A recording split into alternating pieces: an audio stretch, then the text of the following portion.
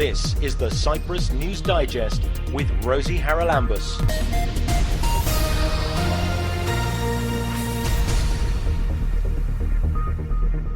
Coming up on this week's programme, why do we not have a clearer picture of what's been happening in our seas over the last week after several migrants drowned? What are the facts? I think the reason we are confused about the facts is that the government is not coming out clean about it. If there were boats belonging to the Republic of Cyprus, I'm sure there is a log on the boat that can be made public. And yet again, we'll visit the topic of multiple pensions. According to the Accountant General, there are 70 ex-state officials who receive more than one pension and 28 active officials that get a salary and at least one pension at the same time. Once again, we've been hearing in the news about pushbacks of immigrants trying to get to Cyprus. There have been several incidents in the last week or so, and I'm joined on this week's programme by Achilleas Dimitriadis, well-known human rights lawyer, to discuss the whole issue, because it's been in the press, it's been on the news, on the TV, on the radio, and things are not very clear. Achilleas, I asked you to join me. We talked about this last autumn, I think, and where are we now? Because we're getting so many different opinions, different announcements by the authorities that I'm really not clear how many ships were involved. We do know there were some sad deaths, and I think the number is probably close to the top teens now, because only 2 people were rescued from one of the ships that was carrying, we believe, 20 or 21 Syrian migrants. And then we have the stories about the pushbacks to Lebanon of 3 boats, I think. The UNHCR has made announcements and had a little bit of a tit-for-tat with the Justice Minister on our media, and nobody seems to know what the facts are. Yeah, well, you're absolutely right, Rosie. There seems to be a total confusion, and I don't think the confusion is a coincidence. I think there's something there. But let's try and organize this in a way. We indeed spoke last autumn, and I think the reason we had spoken was the judgment that came out of Strasbourg in October, if I'm not mistaken, whereby some pushbacks that the Cyprus government had carried out were found by the European Court of Human Rights to have breached those persons' human rights. So we have that as a starting point, and perhaps in trying to deal with the matter in an organized way, we can divide it in 2. We can look at the legal situation, and we can look at the factual situation. The legal situation is to some extent settled in the sense that we have the judgment from the European Court. The Cyprus government has been found to have violated these persons' human rights, and this should not have been repeated. Now, it's a question of finding out whether they have continued this practice or whether this has stopped. But I'll leave it there for a while and come to the other argument, which is, what is the factual situation? Because the law is always applied on the facts in place. Now, what are the facts? I think the reason we are confused about the facts is that the government is not coming out clean about it. If there were boats belonging to the Republic of Cyprus, I'm sure there is a log on the boat that can be made public. I also understand that electronically boats are monitored from a satellite or from a radar, and we can find out where the boats belonging to the Navy or the Coast Guard or the police, I'm not even sure who owns them, where at any given point in time. So I think since we don't have this information, to say the least, something fishy is going on. Now, all this has become even more serious because deaths have occurred, people have drowned. Even that we don't know. People are talking about 18, 20 people. People are talking about 2 or 3 boats. I think this is quite unacceptable not being able to come out with the information for something as basic as providing security to people that are on the high seas or even within the waters of the Republic of Cyprus. So I think we need more information, and we need to be wary about the reason why this information is not coming out. Well, it does make everybody, I think, perhaps not trust the authorities, because it sort of says, what are they hiding? And that surely is going to come back and bite them, because don't we need to have trust in the authorities, in our leaders? And when we have ministers basically saying, if you've got proof, come and show it to us. Well, surely, as you said, from all the information that is available, surely to the government, they have the proof they need already, don't they? Well, the bodies are there. I think that's the truth. And that truth has to go backwards and find out the culprit for this very unfortunate situation. Not because we are out on a witch hunt or anything like that, but because given the finding of the violation of the European Court of Human Rights, the burden is now on the government to say what it has done to improve or, in fact, remedy the situation that gave rise to the finding of the violations. And if we don't know what they have done, the presumption surely is that they're continuing doing it. And since that activity is something that breaches people's human rights, they are accountable for these facts. And the more they do not say what is going on, the more suspicious the position becomes, and the more mistrust is built for what our government is doing. I don't think it's unreasonable to say that the government is obviously hiding something, and they should come clean. Well, and I think they're a bit silly if they haven't thought that if we can't trust them on one thing, then we start looking at other things that we can't trust them on. Well, yes, it's a never-ending story, but perhaps we can also give another angle to this. I mean, obviously there is liability on the government side, and even perhaps criminal liability if there were in fact pushbacks that were carried out either with orders or without orders. People are now dead, and a criminal investigation for the death of these persons must be carried out.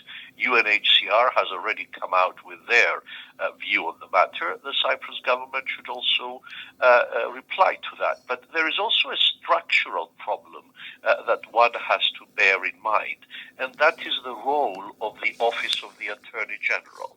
And let me explain. The Attorney General in Cyprus is both the legal advisor of the Republic, so it gives legal advice if somebody from the government allegedly does something wrong and they have to defend it. But on the other hand, the Attorney General is also the head of the prosecution. So the Attorney General is the one who eventually decides who goes to court on a criminal charge, and it conducts investigations through the police. The police receives advice on how these cases will be brought. So if you have a situation where government agents are involved or potentially involved in criminal activity, what does the Attorney General do? Do they prosecute these agents of the government, or do they give legal advice how to avoid this? And that, to my mind, is an obvious conflict, and it's a conflict that has been structural in the Cyprus constitution since 1960, and there's been efforts to amend it, but I'm afraid to date we haven't really seen a change in the constitution so that the duties of the Attorney General are separated by the duties of what would call the Director of Public Prosecutions, as it has been done in many other common law countries, and I think it's something the Republic of Cyprus should speed up the process in bringing into effect. Well, it's something, if I recall correctly, that our president said he would do very sharply if he was elected as president. He's been there a couple of years now. Has anything moved forward? Well, you're absolutely right. He's now 2 years into the term of his office, and nothing has been done other than, if I remember well, about 6 months ago, a special commission was set up under the Attorney General to consider how to amend the Constitution, because I understand their position is the matter is very complicated. Whereas on the other hand, I remember very well that there is a private member's bill that has already been filed before the House of Representatives, where an effort to amend Article 113 of the Cyprus Constitution, which is exactly this point, is before the House. So the President hasn't done anything, the House hasn't proceeded either, and the advisory committee that the Attorney General, I understand, is presiding, hasn't come up with their report. So I wonder how long it will take them to do so, and when eventually this part of the Constitution will be amended, because there is a structural conflict of interest. This is not a question of who is in power, it's a question of design, because in 1960, when the Constitution was created, this was not considered to be a problem, whereas now, in 2025, it is obviously a problem, and one that requires urgent attention. It's a bit strange to me, perhaps I'm a little bit naive about these things, but why would the person whose job delineation is going to be changed be put in charge of the commission that's looking at how to change it? Isn't that a conflict of interest? Well, yeah, that doesn't really make much sense, but let's hope that this is the smallest of the problems, and the big question, which is to amend the responsibility that the Office of the Attorney General has, and put on one side the duties as a Director of Public Prosecution, and on the other side the duties of the legal advisor of the state, so that we can avoid a conflict of interest, and so that justice could actually be done for people who are trying to fight justice for crimes that have been committed. Let's go back, if we may, finally, to those boats and the pushbacks. The European Court found Cyprus in breach. Now, if we've carried on doing the same thing, do they have any comeback, more than a slap on the wrist, to say, get on with what we said last time? Oh, very much so. You see, a judgment of the European Court has three levels. The first level is the compensation that one gets. The second level is the individual measures that one has to have to remedy the situation that was found to be breach of human rights. And the third level, which perhaps is the most important for the society, is what people call general measures. Well, at general measures, the state has to take administrative or legal action in order to amend the framework which brought about the violation of human rights. And I think that is what is needed.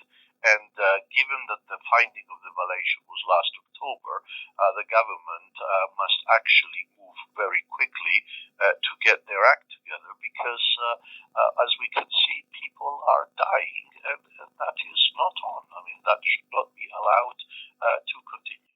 Well, and let's hope as well that the idea that Syria is now a safe place to be is looked at again. We were at the forefront of the countries saying several months ago, when Assad was removed, that, oh good, everybody can go back now, but that's not actually quite the peaceful place that people said it was, and Well, so we should be looking again, should we not?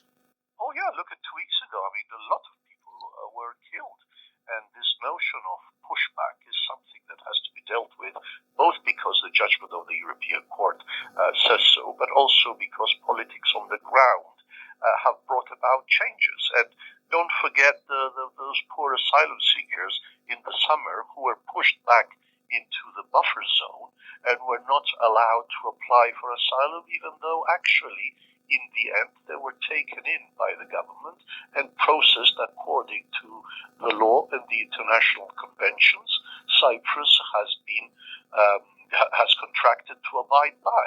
So pushbacks do not only happen at sea, they happen in the buffer zone, and the Cyprus government would be well advised to sort out this mess that it got itself into before more people lose their lives. Indeed.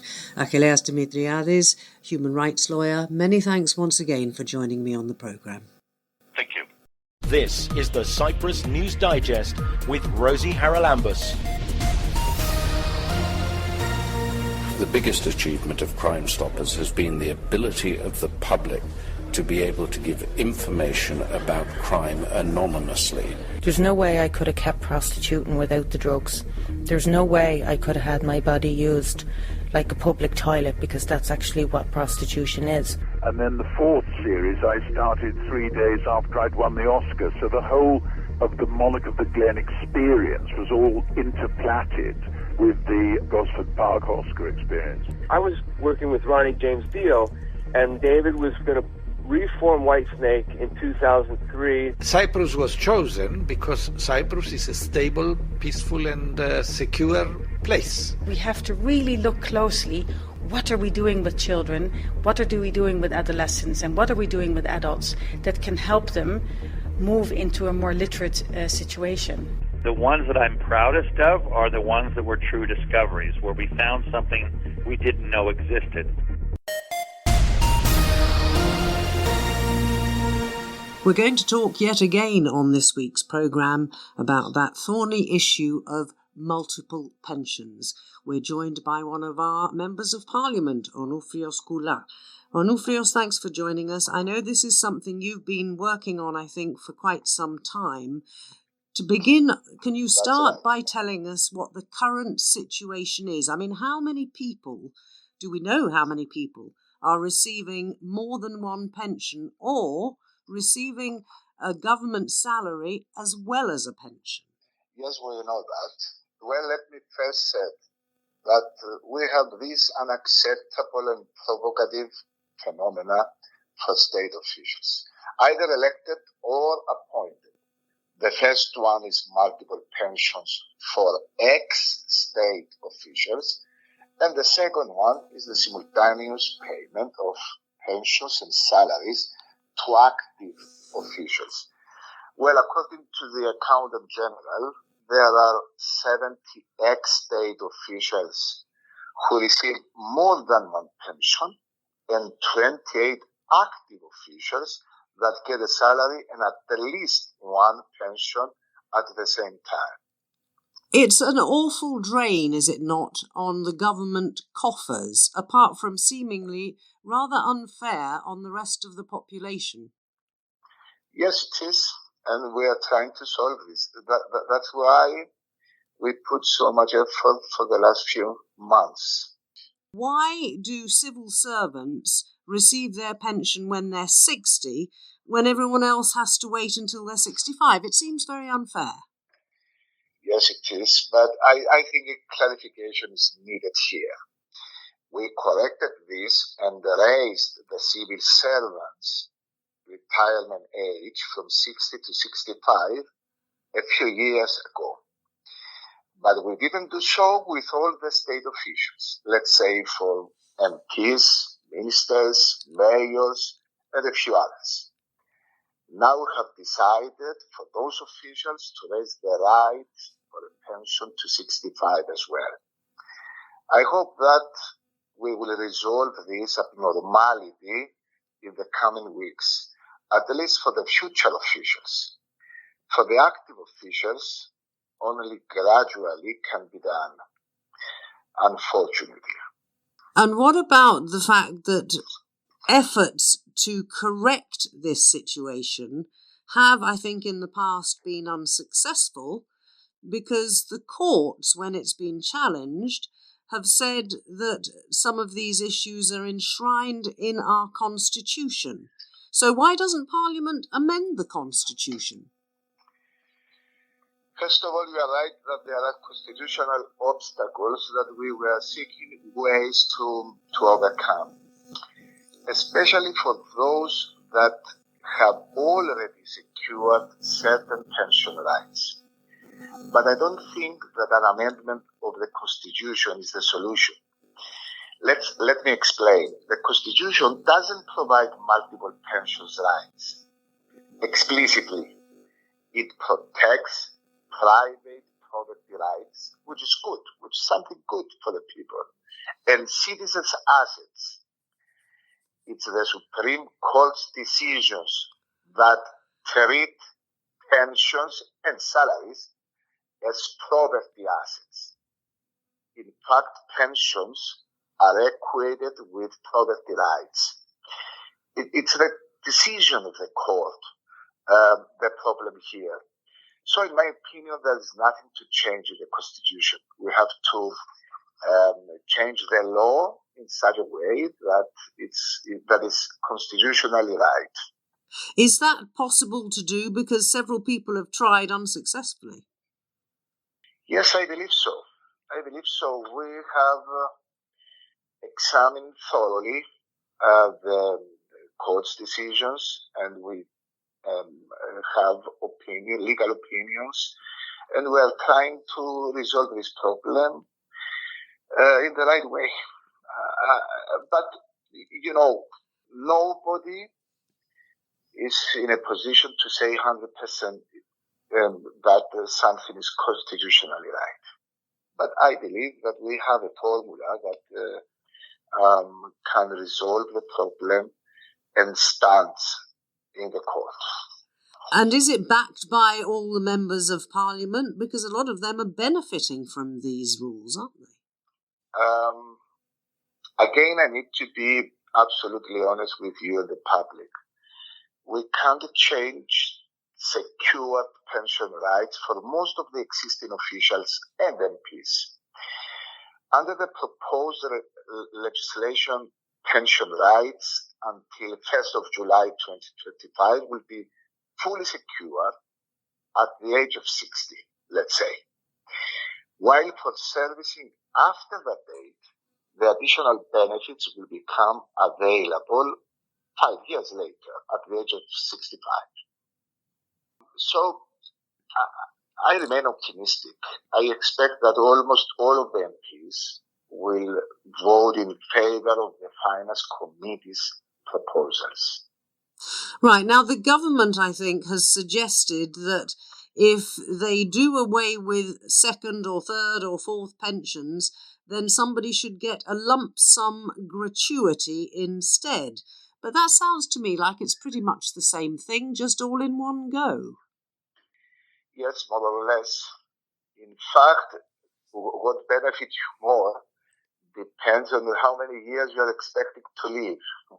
Something which is absolutely unknown, of course, but this is not the main drawback for the government bills. As I said many times the last few weeks, the government proposals neither address the problem for active officials, nor touches at all the issue of simultaneous salary and pension payments. On the contrary, it gives more benefits to existing elected and appointed officials, to ourselves. That is unethical, and that's why we cannot vote for such an even more provocative scheme. Can the law be amended to say that if you're being paid a government salary, you can't collect a pension at the same time? It seems to be very difficult to do. Yes, I believe so. It's not easy, of course. That's why we discussing this issue for a long time. But for the future officials, to be honest, I think it's possible. And the Parliamentary Finance Committee's proposed bills provide for such a solution to this problem. The whole or part of the professional pension will be suspended for the time you are an active official. Does that mean, when you say it's suspended, does that mean that they will get it, what was owed, after they leave their position? Or is it cut completely? We can't do something else. Unfortunately, again, as I said, we examined thoroughly the court's decisions, and we received opinions how to address this issue. But yes, we can't touch that pension rights after they leave their position. Sorry, I really do need to clarify this. After they leave their salaried position, which let's assume is the second or third one they've had, they will get their pension for all the positions they've held. No, we're talking only for one single pension from servicing as an official. But the problem has to do with the professional pensions. Let's say if you serve as a civil servant for a certain period. So only for civil servants who have secured pension rights, we can only suspend it for the time they will serve in the future as active officials. All right? Okay, but they won't get a back payment. It's quite difficult to explain. It's very difficult to understand as well, if I'm honest, which is why I asked you to join me. Let me just clarify. So if I've got a job in the government and I'm getting a salary, the new regulations would say I could not collect the pension from my old job at the same time, but it would give me the pension when I leave my salaried job. What I want to know is, would it just be my pension from then on, or would it also be my pension backdated that I hadn't received while I was getting a salary? Yes, but only for your service before the amendment of the law. Let's say for the service from 2010 until 2025, that is going to be the cutting point of the law. Okay, and right? Only for the period for your service before the amendment of the law. Right. I have one final thing I want to ask you, if I may, Onufrios, and that is that I suggest that the bottom line is surely that the government payroll, as it stands, over the years coming, is unsustainable, and it needs to save money that could probably be much better spent on, for example, I don't know, upgrading the electricity grid so that all citizens could benefit. Do parliamentarians see those things? Yes, of course. We're trying to see everything. Let's say that the issue with the multiple pensions is not actual financial. In my point of view, is more an ethical issue. But it's costing the government a lot of money. Yes, it costs, but I don't think that the financial state of the government is threatened by this. There are so many other expenses that we should cut and in the coming years. But again, I think it's more an ethical issue, and we should put an end to this unacceptable phenomenon. Let's conclude saying the following. I believe that all the members of the Finance Committee agreed that the new legislation is imperative to secure the following. First, it must limit all officials to a single pension. Second, it must raise the retirement age from 60 to 65. And third, it must terminate the simultaneous payments of salaries and pensions. But we all recognize that all of these only gradually could be achieved. Well, it's good that you think it can be achieved, because I think the majority of people in Cyprus would agree that it's definitely something that needs to be addressed as soon as possible. Onufrios Koulas, one of our MPs in the House of Representatives, many thanks for joining me on the programme this week. Thank you. Thank you very much.